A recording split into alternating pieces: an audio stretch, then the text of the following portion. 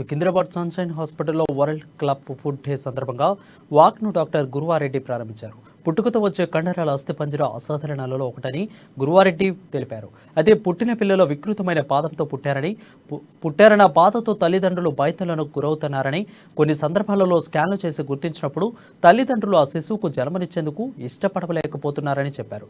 తల్లిదండ్రులకు ఇలాంటి పరిస్థితులపై అవగాహన కల్పించడం, కౌన్సిలింగ్ ఇవ్వడంతో వారిలో విశ్వాసం నింపడం చాలా ముఖ్యమని గురువారెడ్డి చెప్పారు.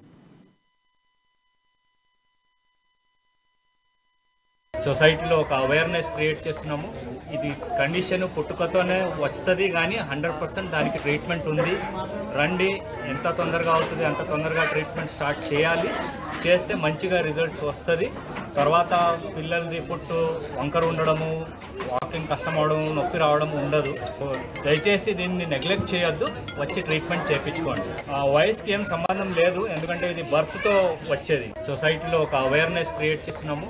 ఇది కండిషన్ పుట్టుకతోనే వస్తుంది, కానీ 100% దానికి ట్రీట్మెంట్ ఉంది. రండి, ఎంత తొందరగా అవుతుంది అంత తొందరగా ట్రీట్మెంట్ స్టార్ట్ చేయాలి. చేస్తే మంచిగా రిజల్ట్స్ వస్తుంది. తర్వాత పిల్లలది